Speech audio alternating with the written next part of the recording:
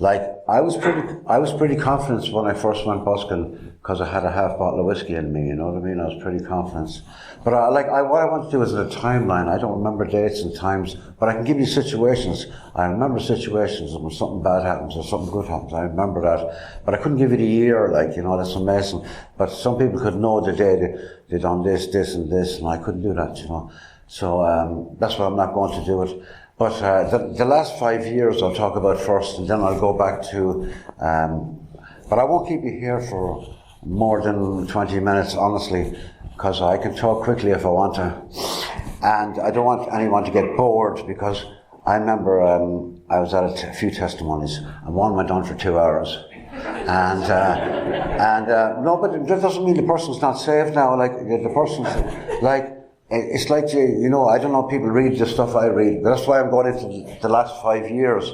The stuff I've been reading in the last 5 years now, that'll give you an idea where I am now, like the last 5 years. I'm doing more or less the same thing every week the last 5 years, right?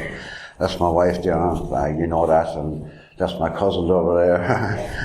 And you're all my brothers and sisters over there.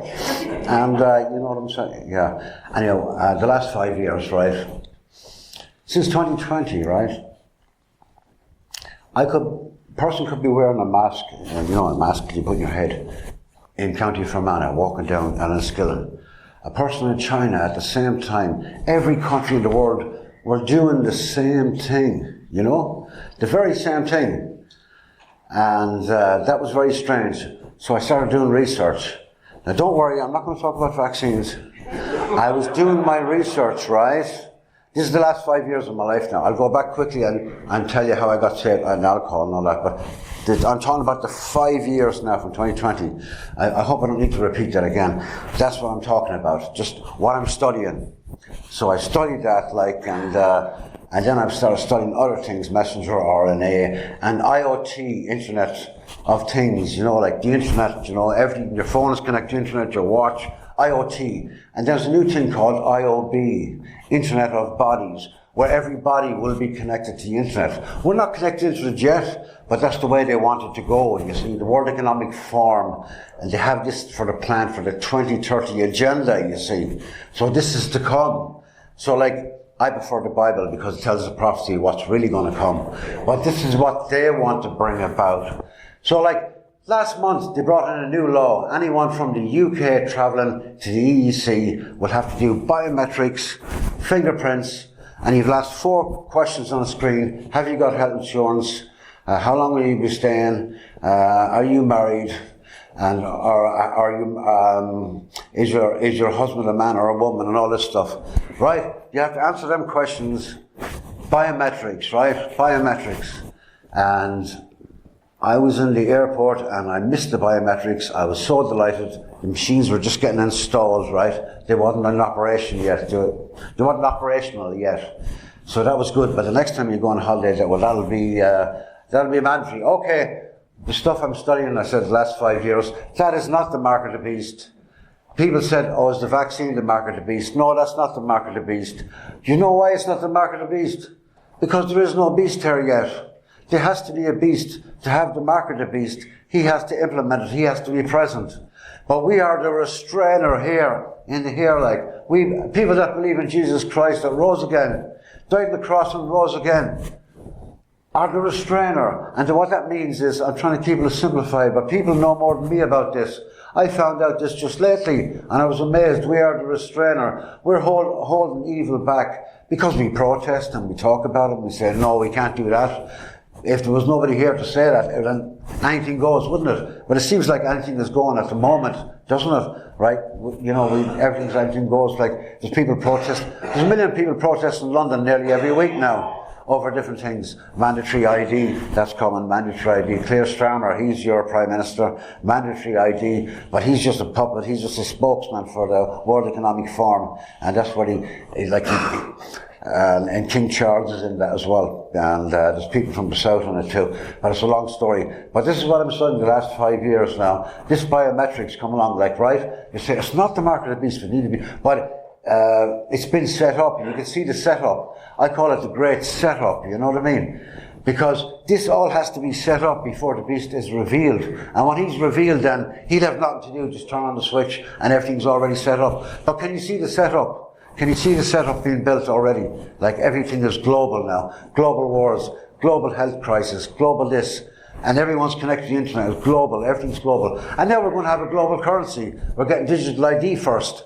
That's the first step. The UK is getting digital ID. And the next country will join. But there's a place called... Do you know what the biggest biometric place in the world is? India. 1.2 billion people have given their biometrics and their fingerprints, and they're all in a big database. That's what AI is for. People wonder, well, what's AI going to do? It's going to track every transaction. The cameras are going to track and trace everybody, because not enough men could do all that work.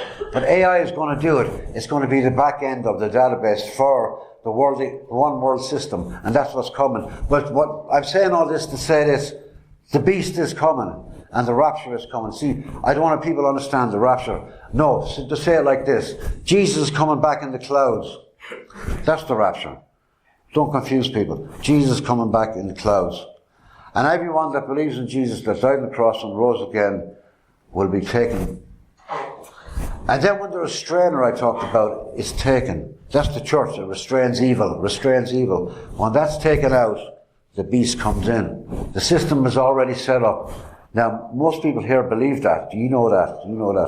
And like you're reading the newspaper or the news, and you can see the Bible, and you can see the signs of the times. Nobody knows the day they are, but we know we can read the signs of the times. We know when we're in Fermanagh, it's raining outside. We know the signs of the times, That's what it is. Winter time, raining. Summertime, red sky at night, shepherd's delight. Oh, it's going to be sunny tomorrow because of the red sky. That's what I mean. But now we go back, that's what I'm studying in 5 years, but there's a lot more to it than that, but that's just the basic idea of what I'm interested in. It's called Bible prophecy, which is actually a third of the Bible, but most churches won't talk about it, don't touch the subject.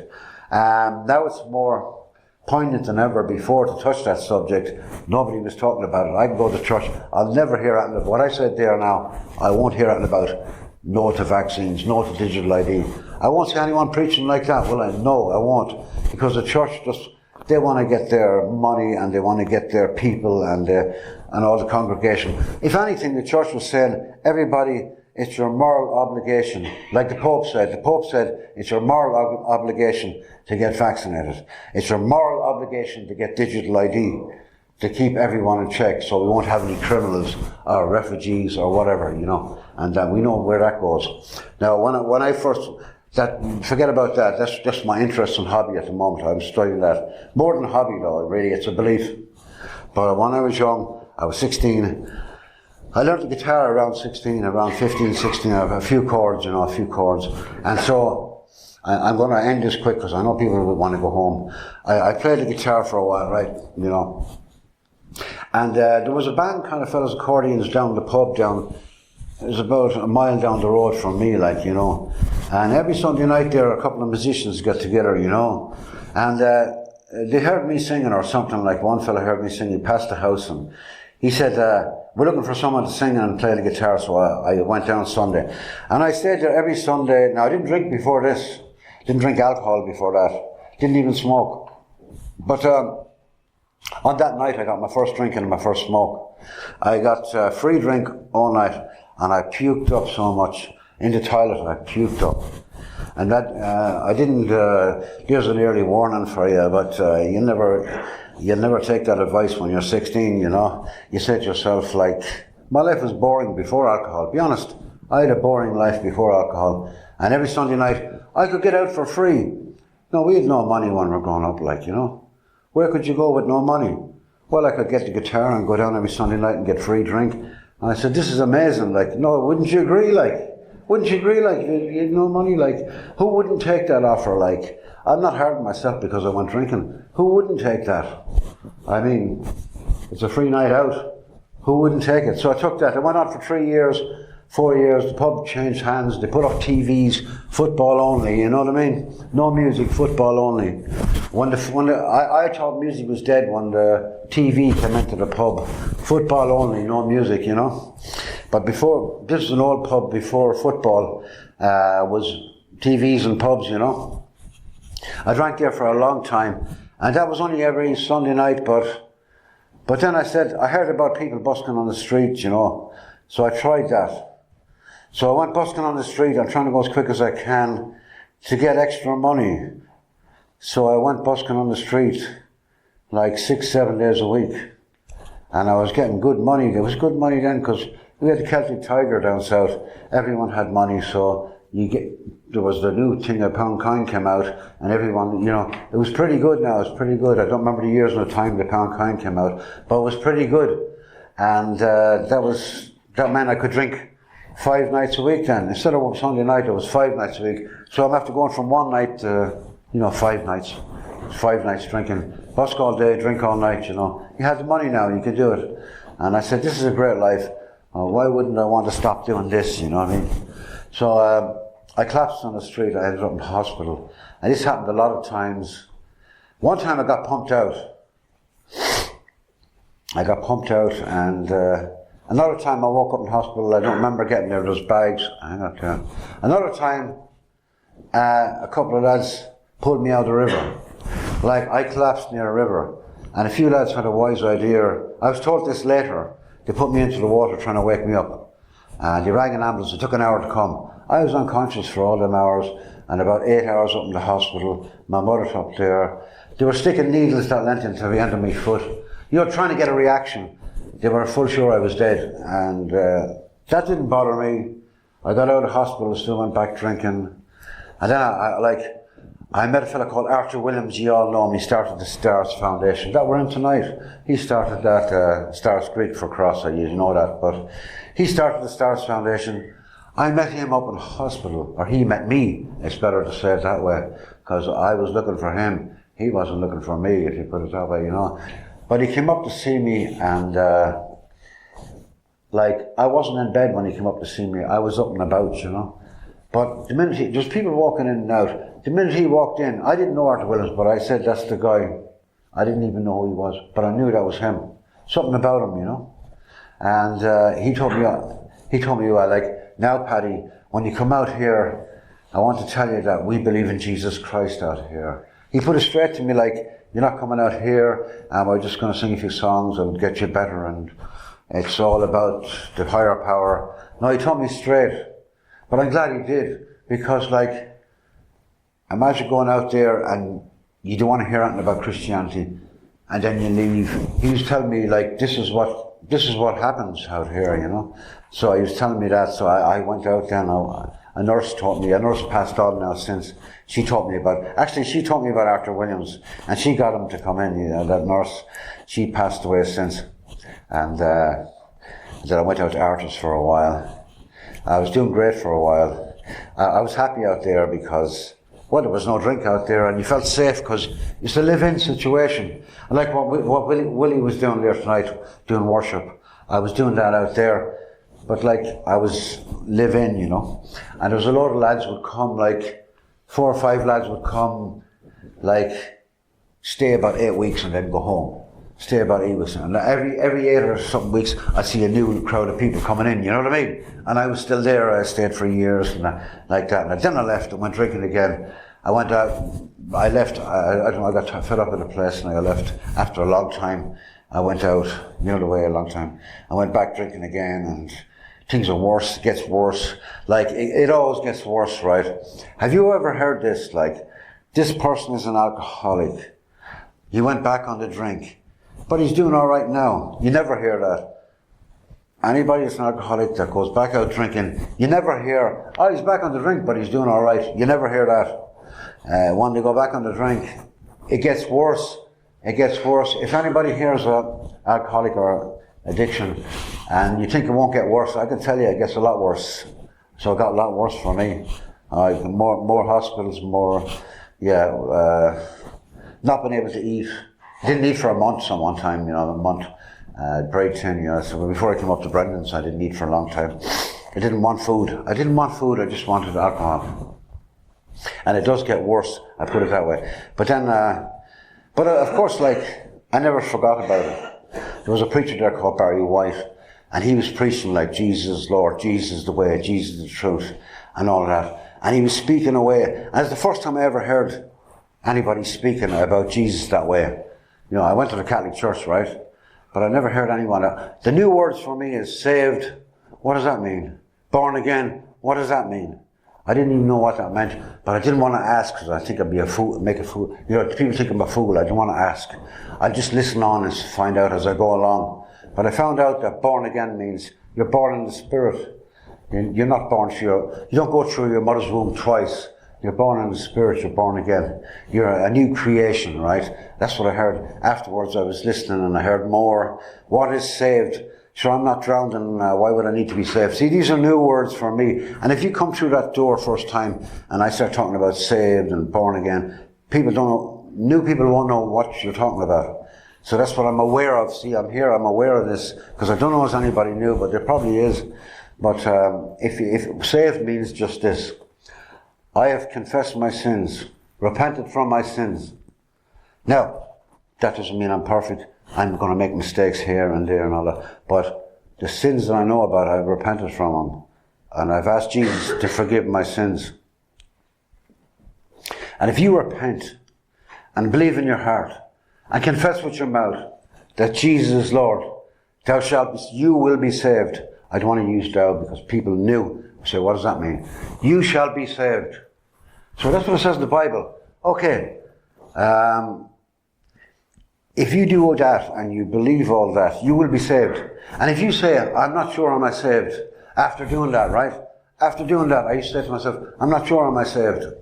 And then a fellow said to me, very wise, like, you know, well, if you don't believe that, you're calling God a liar.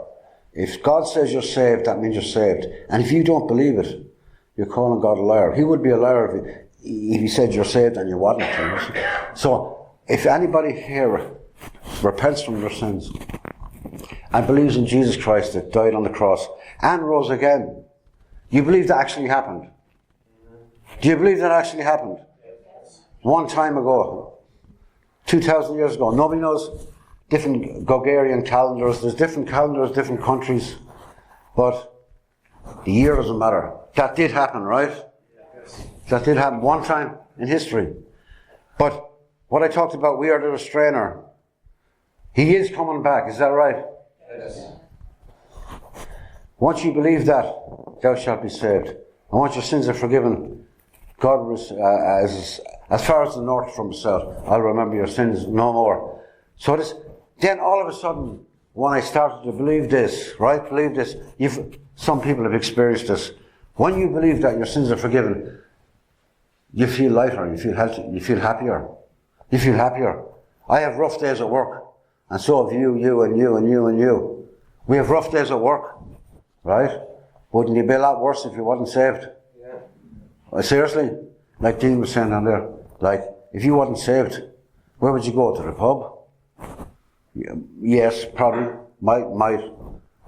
If I wasn't saved, if I didn't believe in Jesus, if I couldn't hand it over to somebody, what would I do then? I'd be in serious problems. So that's why they say, don't be conformed by this world, but be transformed by the renewing of your mind. Once your mind is changed, don't go back there. It's horrible back there. If I look back at the past, I used to have nightmares, right? I used to look back and say, I can't believe I went through all that, you know what I mean? I've lived about 5 or 6 lives of a normal person when it comes to hardship. But I said, I won't tell anyone that. I know that myself. I went through a couple of lifetimes. You know, as regards hardship, what people go through in a lifetime, you know, they get a little bit of hardship here and there. But like, I think I feel like I've lived 5 or 6 lifetimes, you know. But you must agree, time is speeding up, you know. What time is it now? Time is speeding up, isn't it? I think the days are going faster. You get less done every day. Time just goes speeding. So it can't be that time already. Time is speeding up.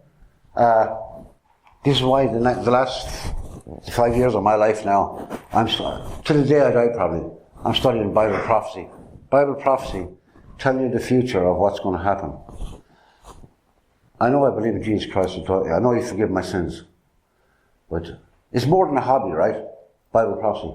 I want to know, like, what's happening in the world. Is that to do with the Bible? Yes, it's everything to do with the Bible. Global control. Global control. Everything's gone global. The internet did that. Internet of bodies, Internet of things. We're all connected on a global scale now, especially the banking system. Who controls the world? The person that controls the buying and selling controls the world. Who is he? The beast. No one can buy or sell without taking a mark of the right hand or the forehead. Now you got Neuralink, Elon Musk, and you got facial recognition. The forehead. No one can buy or sell. It's getting that way. I couldn't travel next year if I don't get biometrics and fingerprints and digital ID. I can't work. I can't travel. That's not the mark of the beast, because there is no beast. But when the strainer is gone, the beast comes in. You can't buy or sell without taking the mark of the beast. How many people will get it? It says the whole world worship the beast, except those people whose names were written in the Lamb's Book of Life. Except them people. That's here, you know. So, okay, there's people I talked about this, that's crazy, you know. But you understand it, but you try and talk to someone at work, or you try to tell someone, you know what I said tonight? I could be locked up for talking like this.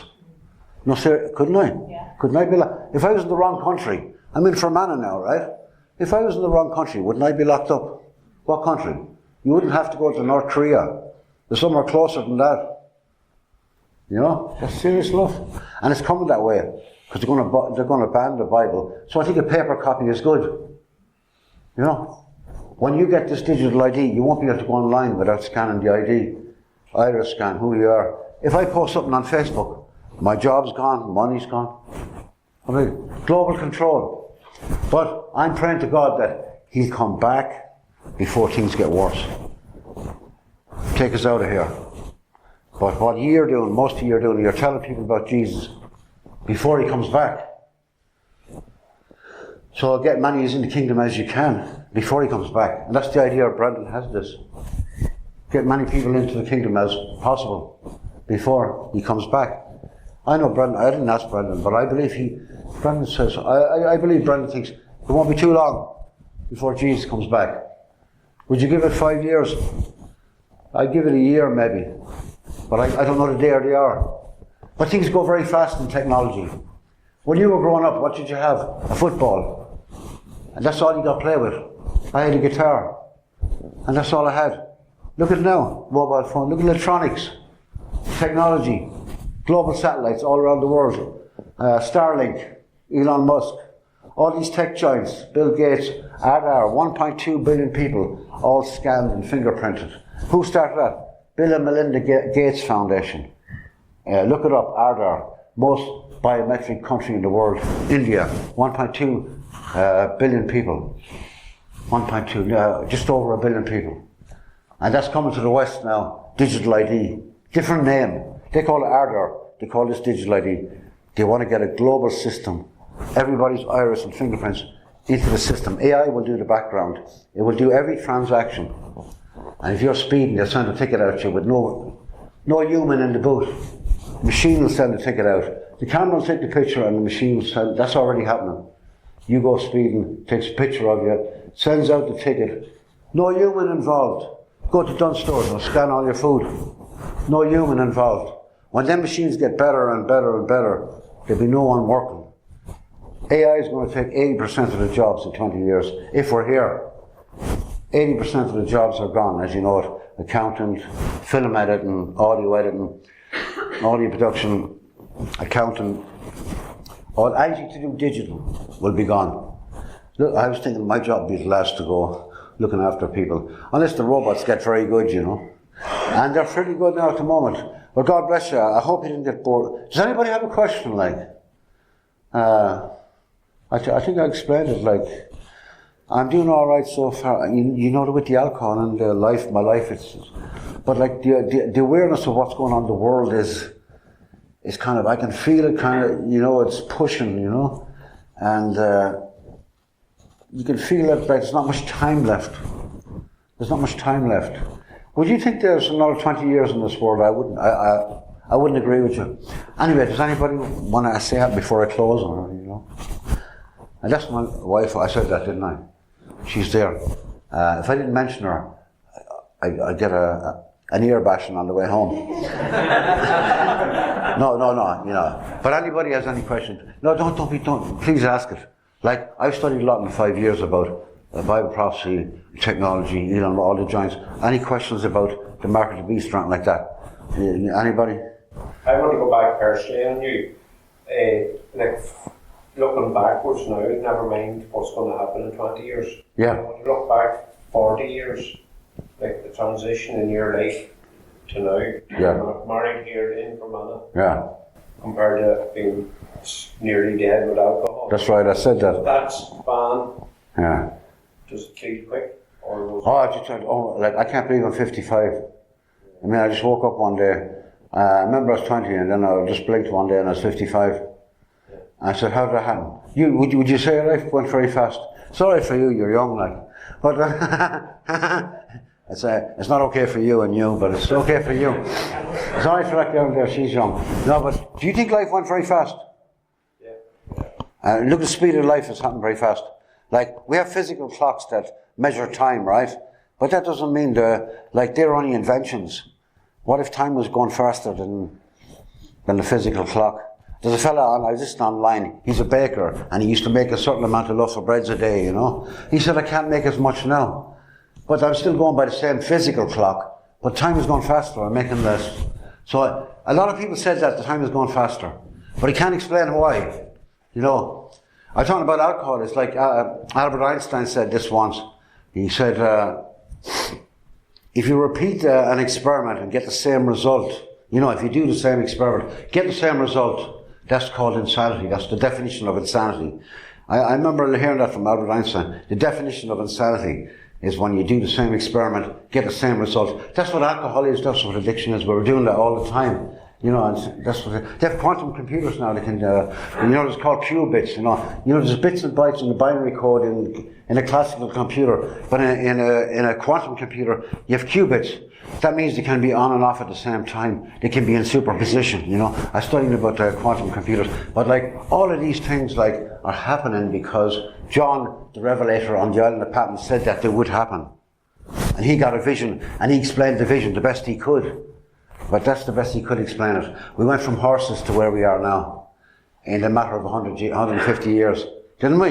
We went from like horseback to everything happening. We're flying around the world and we're doing this and we're all connected to the internet, digital ID and a whole lot of biometrics.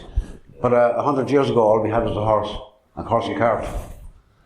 So, like Daniel says, like, man's knowledge will increase and men will to and fro the earth. Is that not happening? Yes, it is, right?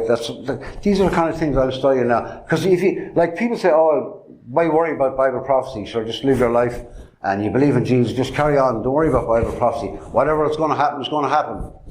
But I noticed a lot of people got saved through Bible prophecy. And so one thing that got me saved too, when I heard about Bible prophecy, I was very interested. I was very interested in the mark of the beast and all this, you know. It's kind of like stuff out there like that you interest a young person. They get into that then, you know, and you tell them about their phone, you know, you talk to a young person about Bible prophecy. You can nearly get someone saved by just talking about Bible prophecy. A lot of people have, but the church leaves it out. I think they're afraid they might lose the congregation because of all the symbolism in Bible prophecy. Anybody else, like, you know? Hello. Thank you. I love hearing you talking about Bible prophecy, but I just wonder about, for somebody that would be coming in the door and they're not long off the drink or they're not long off drugs, yes, and they're wondering about who is Jesus or what. That's right. How does this land for me then? Yes. I know that there's a bit of me and it could get scared about the future. The future, yeah. I know, and prophecy and things like that. So what can you offer people, or what can you say to people that can help them to stand strong on the Lord and stand strong on the rock?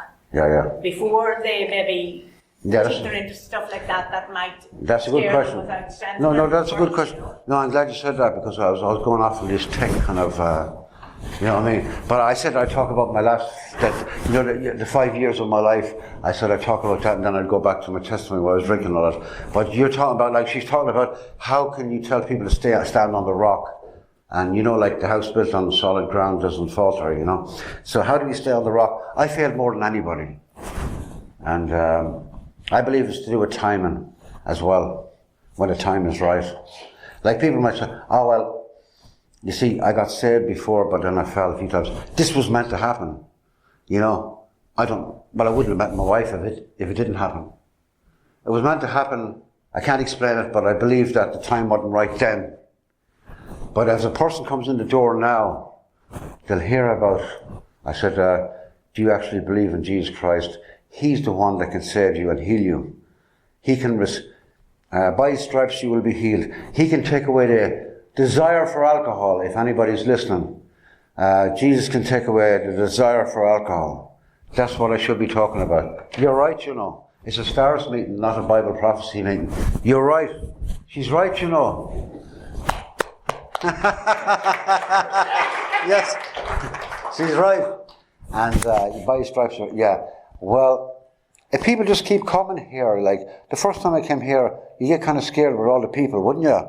You see all these people here, and you say to yourself, like, it's a frightening experience for someone coming off to drink to come into a big crowd, isn't it? Well, that's the way it was with me, like, you know, because I didn't mind busking on the street with crowds because they were passing by. It's a different type of crowd, isn't it?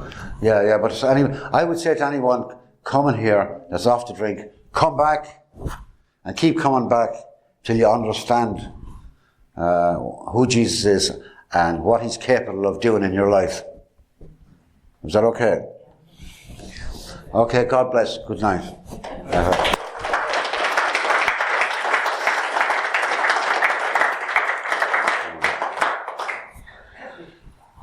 Thank you, Paddy.